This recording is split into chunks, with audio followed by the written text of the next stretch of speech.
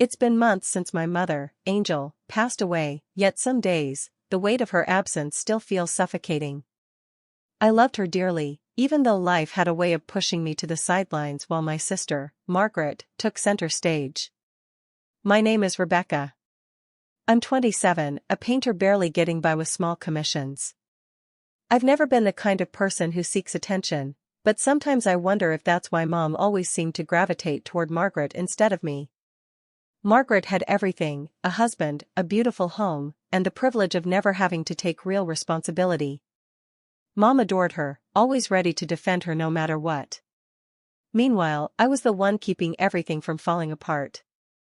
"Why do you always have to be so dramatic, Rebecca?" Margaret scoffed one afternoon as I helped Mom pack up her things to move into the small house on Margaret's property. Lately, Mom had been feeling unwell, and we figured it would be best for her to live closer to one of us. "It's not like I'm doing nothing," Margaret added, folding her arms.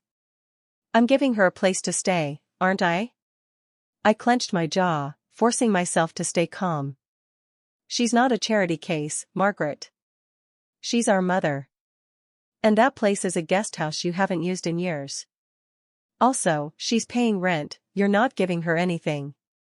Margaret rolled her eyes, leaning lazily against the doorframe. "Do you know how many people would kill for a setup like this?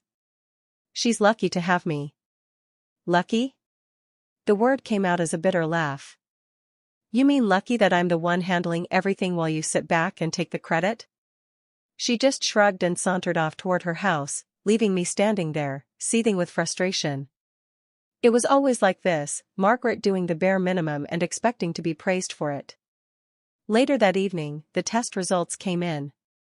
I called Margaret to update her. "Margaret, it's bad," I said, my voice trembling.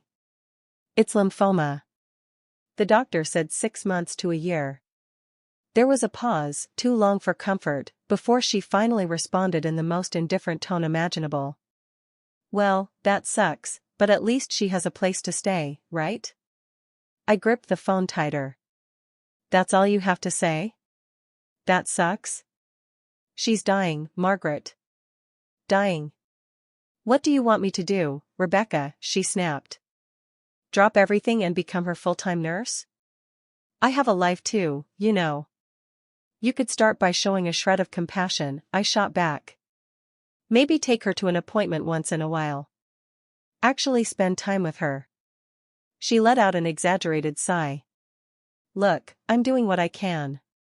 Let's not make this about you, okay?" I hung up.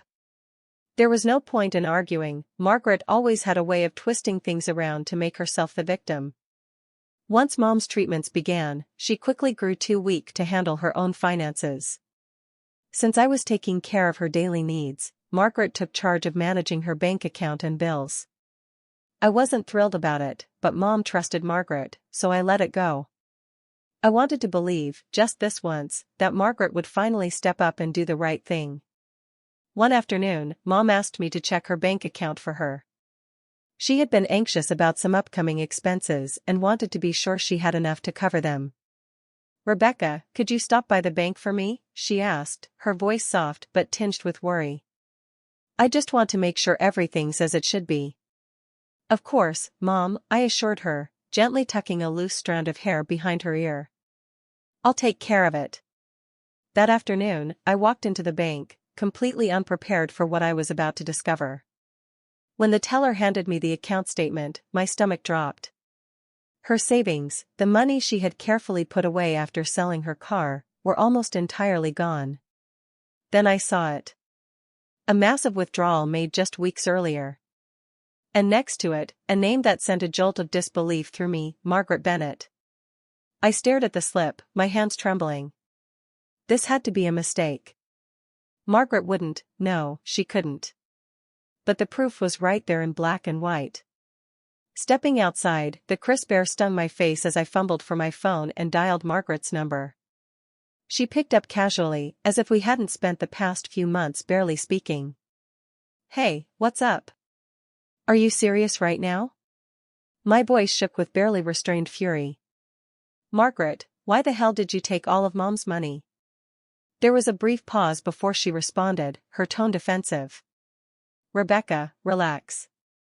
It's not what you think. Not what I think. I shot back. Her account is empty, Margaret. And there's a withdrawal for the entire balance, with your name on it. She let out an exaggerated sigh, like I was making a scene over nothing. It's a loan, okay? I needed the money for some unexpected repairs. I was going to put it back in a few months. Mom doesn't even know. It's not like she needs it right this second. A loan? A bitter laugh escaped me, the sound hollow. You really think you can just drain every cent from her account without asking, without telling anyone? She's sick, Margaret. That money wasn't yours to take. Oh, stop being so dramatic, she snapped, irritation creeping into her voice. I'll pay it back. I always plan to. You're blowing this way out of proportion. I gritted my teeth, gripping the phone so tightly my knuckles turned white. Dramatic? Mom is dying, and you think this is about me overreacting? You're unbelievable. My hands trembled as I struggled to keep my voice steady. Do you even realize what you've done? Mom asked me to check her balance because she was worried about paying for groceries, Margaret. Groceries. Do you have any idea how humiliating it will be for her to find out there's nothing left? She won't find out, Margaret shot back, her tone suddenly cold. Because you're not going to tell her. I felt my stomach twist at her sheer audacity. And why the hell wouldn't I? She has every right to know what you've done. Because it'll only stress her out, Margaret cut me off, her tone sharp and laced with condescension. Do you really think she needs that on her plate right now? She's already going through enough. Besides, I'll put the money back before she even notices. You always act like I'm the villain here, Rebecca, but I'm doing my best to handle everything. Handle everything? I nearly shouted, my frustration finally boiling over. You mean dumping all the difficult parts on me while you parade around as the perfect daughter? Don't you dare act like you're the only one making sacrifices. Rebecca, she hissed, her voice lowering into a harsh whisper, if you actually care about Mom, you'll drop this. She doesn't need to know. And stop painting me as the bad guy just because you can't stand that she trusted me with her finances. I hung up before she could say another word. My chest felt tight, my heart pounding as I stood frozen on the sidewalk, watching cars blur past. Margaret was twisting this into some noble act, as if stealing from Mom was some kind of favor. But what could I do? Telling Mom would shatter her, and the last thing I wanted was to add more pain to her life. I needed to talk to someone, to process this mess, to get my thoughts in order. Without hesitating, I dialed Laura. She answered on the second ring. Hey, Rebecca, she greeted me, her voice warm but immediately attuned to the tension in mine. What's wrong? It's Margaret, I said, my voice cracking under the weight of it all. Then, I laid everything out, the bank account, the money she had taken, the excuses she had thrown at me like they were supposed to make it okay. By the time I finished, I could hear Laura's breathing quicken. She took everything? She asked, disbelief dripping from her voice. And she expects you to just ignore it? She calls it a loan, I spat bitterly, pacing the length of my living room. Like she's doing Mom some kind of favor by keeping her in the dark. Laura was quiet for a moment before she finally spoke, her voice steady and firm. Rebecca, you can't let her get away with this. What if she never pays it back? Your mom needs that money. She's relying on you. I know, I groaned, raking a hand through my hair. But if I tell Mom, it'll devastate her. And Margaret knows that, she's using it against me. Of course she is, Laura said sharply. She's banking on the fact that you're too good-hearted to make this a big deal. She's taking advantage of you. But, Rebecca, someone has to hold her accountable. I exhaled heavily and collapsed onto the couch. I just don't know how. Margaret has never listened to me. And George, her husband, he's just as bad. I stopped, hesitating, but Laura jumped in. George knows, doesn't he? She asked, her tone razor sharp. He has to. Probably, I admitted bitterly. He always takes her side, no matter what. You should have seen them when Mom moved into their guest house, acting like they were doing her some grand favor, like they were saints. You're not in this alone, Laura said softly. I'll help however I can. But Rebecca, you need to stand your ground.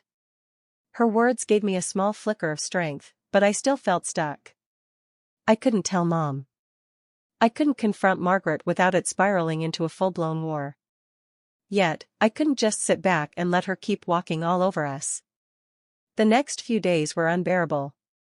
I couldn't shake the thought of Margaret's betrayal. Every time I saw Mom, an invisible weight pressed down on my chest. She'd smile at me, thank me for helping her cook dinner or sitting with her during treatments, completely unaware of what Margaret had done. I wanted to tell her, but every time I tried, the words lodged in my throat, refusing to come out. Margaret, of course, didn't make it easy to ignore. A few days later, I was at Mom's house, sorting through her medical bills when she breezed in like she owned the place. George trailed behind her, carrying a few grocery bags, which he dropped onto the counter without acknowledging either of us. Look at this, Margaret said, holding up a small bouquet of flowers, clearly a last-minute grab from the store. I thought these might brighten up the place. What do you think, Mom? Oh, Margaret, that's so thoughtful, Mom beamed, her face lighting up. I bit my tongue so hard I nearly tasted blood. Thoughtful? She drained your bank account, Mom. But instead of saying it, I just nodded stiffly, keeping my eyes on the paperwork in front of me. George noticed my expression and smirked. You should take a page out of Margaret's book, Rebecca. She's always thinking about others. That was it. The final straw. I slammed the papers onto the table and pushed to my feet. Thinking of others? Are you serious? My voice shook with barely contained rage, but I didn't care. Rebecca, Mom said gently, looking at me with concern. What's wrong? Nothing, I muttered, forcing myself to breathe. I just remembered something I need to take care of. Grabbing my coat, I strode toward the door, refusing to stay in the same room as Margaret and George for another second. As I stepped outside, I heard Margaret's voice behind me, dripping with mockery. She's always so dramatic. The next day, I needed a distraction, so I decided to run some errands in town. I was walking down Main Street, mentally going over my grocery list, when I spotted her, Margaret. She was stepping out of one of the most expensive boutiques in town, laughing with a sales assistant as George held the door open for her. She had at least 3 shopping bags in hand, each with the boutique's name displayed in bold, elegant lettering. I stopped in my tracks, my stomach twisting in knots. There she was, spending who knows how much on clothes and luxuries, while Mom was barely making ends meet. The image of her name on that withdrawal flashed through my mind, and my hands clenched into fists. Without hesitation, I strode straight toward her. Margaret, I called out, my voice sharp and loud enough to make her flinch. Margaret turned, her smile faltering the moment she saw me. Oh, Rebecca, she said, her voice sickly sweet with forced charm. What a surprise. Out shopping too? Shopping? I spat, my eyes narrowing at the glossy bags clutched in her hands. Let me guess, more of Mom's money? Her expression tightened, but she recovered quickly, plastering on a tight-lipped smile. Don't be ridiculous. This is my money. George and I work hard for what we have, Rebecca. Not that you'd understand. Beside her, George let out an amused snort, smirking as he chimed in. Careful, Rebecca. Jealousy isn't a good look on you. Jealous? I let out a bitter laugh. No, Margaret, I'm not jealous. I'm sickened. You drained Mom's savings, and now you're out here splurging on designer clothes like nothing happened. How do you even sleep at night? Margaret's eyes darkened. She took a step closer, lowering her voice to a sharp whisper. I already told you, it's a loan. And if you actually care about Mom, you'll let this go. Do you really want to stress her out over something she doesn't need to worry about? My chest tightened with anger as I held her gaze. You're unbelievable. Mom deserves to know the truth. She deserves better than you. Margaret leaned in even closer, her voice dripping with malice. You tell her, and you'll only hurt her. She's already sick, Rebecca. Do you really want to be the one responsible for making her worse? Think about that before you start running your mouth.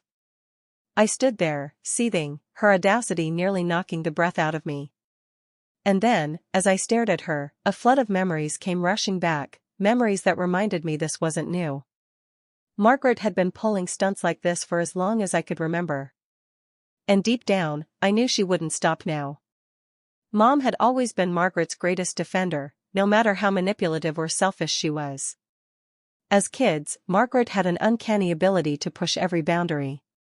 She'd slip cash from Mom's purse for things she needed, concert tickets, new shoes, whatever caught her eye. Mom would inevitably find out, but instead of punishment, Margaret got a gentle scolding. Oh, Margaret, you should have just asked, Mom would sigh. And that was it. No consequences, no accountability, just endless forgiveness. Even as we got older, nothing changed. Margaret always had an excuse, always a sob story. Like the time she borrowed Mom's car without permission and totaled it. She cried, blamed a pothole, and somehow, Mom ended up comforting her, brushing away her tears and saying, cars can be replaced, but family is forever. I had sat there in disbelief, watching Margaret's crocodile tears dissolve into a victorious smirk. Mom's heart was too big for her own good. She always saw the best in people, especially in Margaret. She's your sister, Rebecca, Mom would say whenever I tried to call out Margaret's behavior. She's not perfect, but her heart's in the right place. I had grown to despise that phrase, she means well. It was Mom's way of excusing every selfish thing Margaret did. But this time was different. This wasn't just a careless mistake or a lapse in judgment. This was intentional. This was cruel. And yet, even as fury boiled inside me, I couldn't shake the sickening certainty that if Mom found out, she'd find a way to forgive her anyway. Because that's just who Mom was, a kind, selfless woman who refused to see the worst in the people she loved.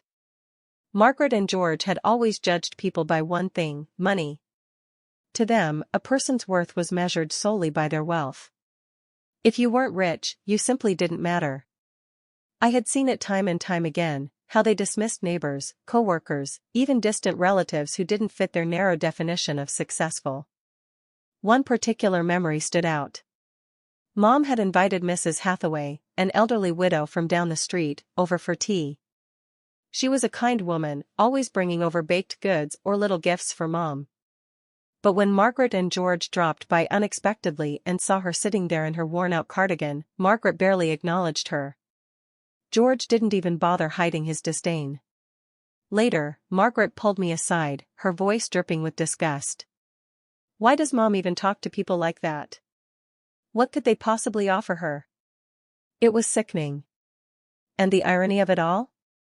Their so-called success was as fragile as a house of cards. Beneath their polished exterior, Margaret and George were drowning in debt.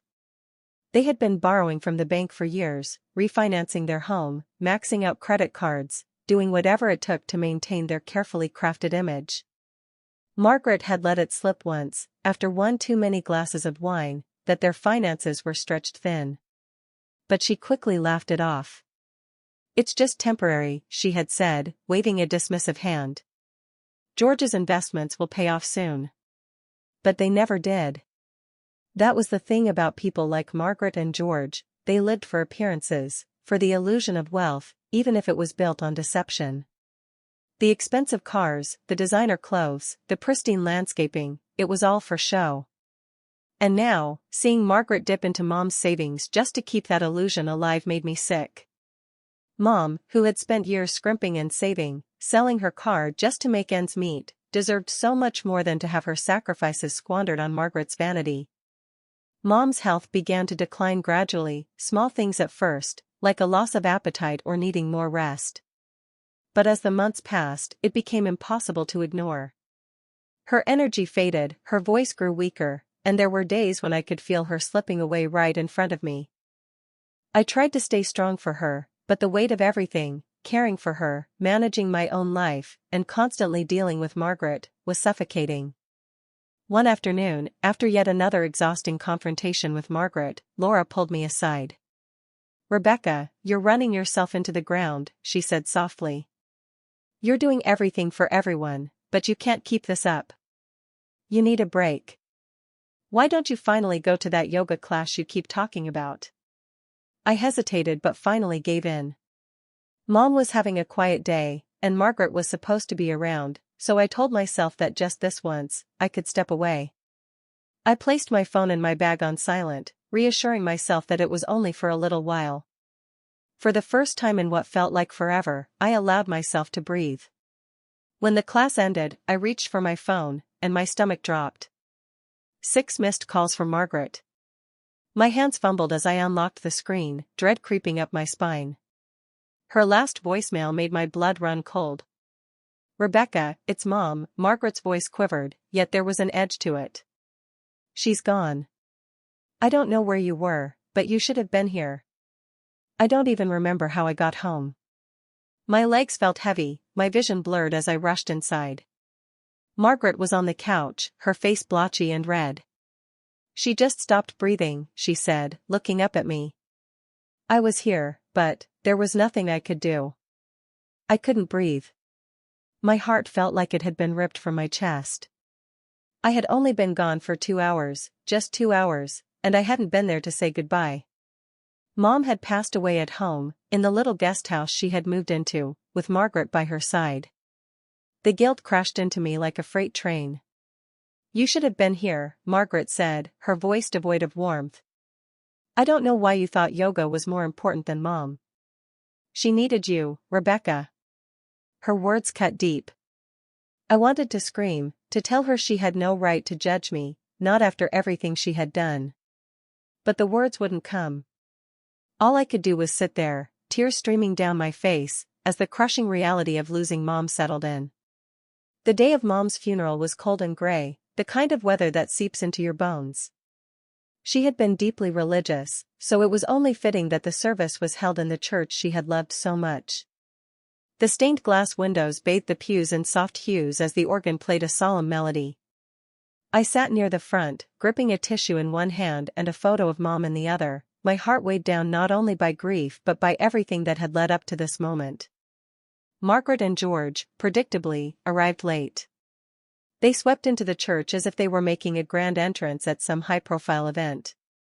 Margaret wore a sleek black dress that hugged her figure, her pearl necklace glinting under the dim lighting, jewelry that likely cost more than my rent. George, clad in an expensive-looking suit, carried himself with his usual smug self-importance. The way they moved, it was as if they thought this funeral was about them, not Mom. As they made their way to the front, I caught the whispers. People glanced in my direction, their eyes laced with judgment, leaning toward each other to murmur behind cupped hands. My stomach twisted, and I tried to focus on the picture of Mom in my lap, but the hushed voices cut through the silence. "Rebecca wasn't even there when Angel passed," someone whispered. Margaret said she was off doing yoga, another added, their tone dripping with disapproval. I clenched my fists, my nails digging into my palms. Margaret had made sure to spread her version of events, ensuring that everyone saw me as the selfish daughter, the one who abandoned Mom in her final moments. And judging by the looks I was getting, her plan had worked. Margaret slid into the pew beside me, flashing a tight, insincere smile. "Are you okay, Rebecca?" she whispered, her voice syrupy with false concern.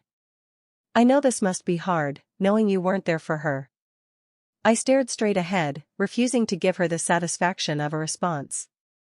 The priest began to speak, his voice filling the church as he honored Mom's kindness, her unwavering faith, and her deep love for her family.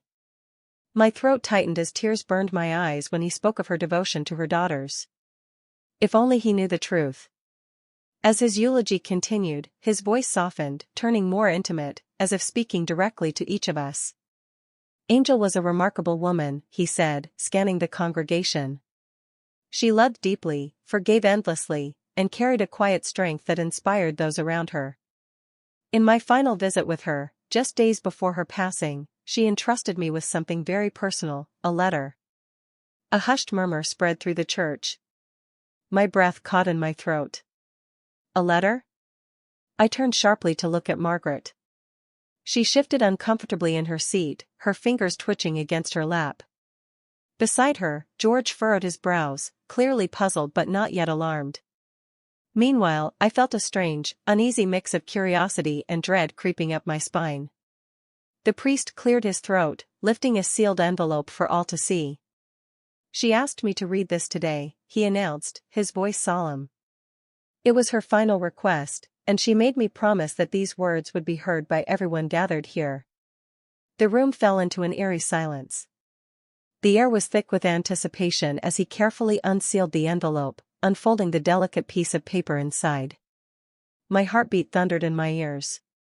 To everyone present today, the priest began, his voice steady and clear, "Thank you for coming to celebrate my life. I have lived with love and faith, and though my journey was not without hardship, I leave this world with a heart full of gratitude. But before I go, there is something I must say, something that has weighed on me and must no longer remain hidden."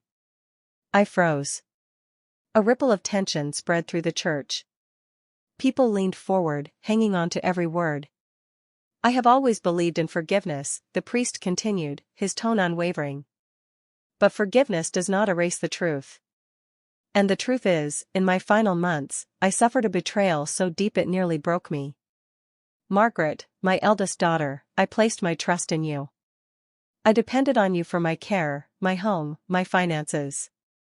And you betrayed that trust in a way no mother should ever have to endure." A collective gasp echoed through the church. Margaret's face turned ghostly white. Her hands gripped the pew so tightly her knuckles turned pale. George tensed beside her, his jaw clenching, but he remained silent, his eyes darting nervously toward the priest. "You took the money I had saved from selling my car," the priest read, his voice unwavering. "Money I had set aside for my care, for emergencies.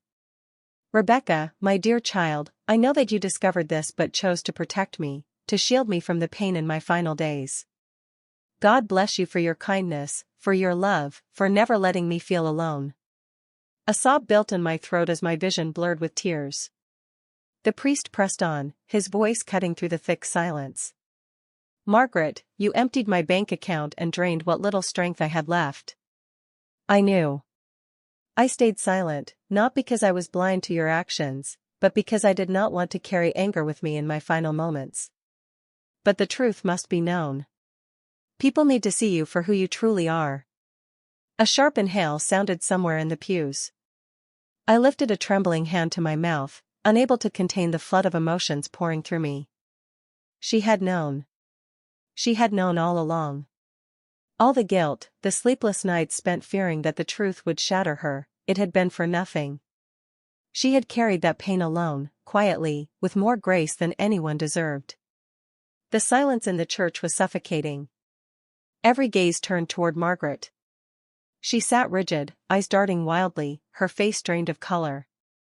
The usual smug confidence she carried was gone, replaced by sheer, undeniable fear. George shifted beside her, looking for the first time as if he wished he were anywhere but here.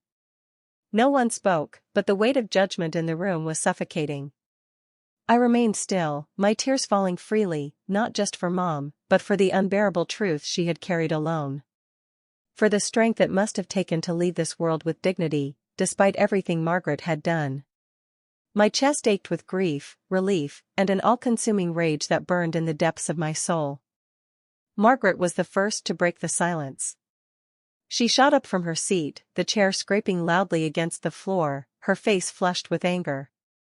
"This is absurd," she hissed, her voice trembling with indignation. She was sick, probably confused. "I did everything for her, everything, and this is how she repays me?" A murmur rippled through the room. People exchanged shocked glances, their whispers filled with disapproval. George reached for her arm, trying to pull her back down, but she yanked it away, shaking her head furiously. "You have no idea what it was like," she continued, her voice rising in desperation. "I was under so much pressure. I needed that money, for the house, for both of us. That's enough, Margaret. The priest's voice was calm but firm, cutting through the tension like a blade. This is not the time to justify your actions. Your mother's words speak for themselves. Margaret's glare darted from him to me, her eyes blazing with anger and humiliation.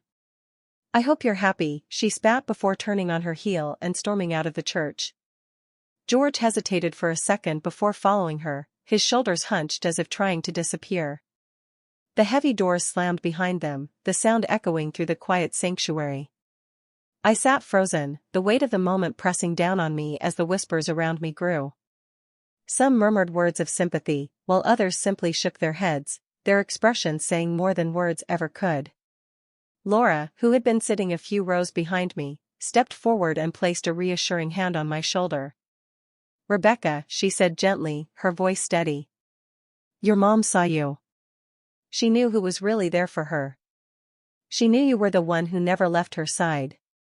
I swallowed hard and nodded, my throat too tight to speak. Mom's letter had lifted a burden I hadn't even realized I was still carrying. For so long, I had tried to protect her, to shield her from the truth. But in the end, she had known all along. Even in her final days, she had chosen to protect me instead. As the service came to an end and people began to file out, many stopped to offer their condolences. But this time, there was something different in their voices, an understanding, a newfound respect. Margaret's carefully curated image had finally cracked, exposing the truth beneath. I didn't know what would happen next, for her, for George, or even for me. But one thing was certain, Mom's voice, even in death, had given me the closure I never thought I would have. That night, alone in my small apartment, I picked up the picture of Mom I had taken from the service. I traced her smile with my fingertips and held the frame close to my chest. "Thank you," I whispered. For the first time in months, I felt something I thought had been lost forever. A quiet, gentle sense of peace. Margaret's betrayal had left scars, but Mom's love, that was what would carry me forward.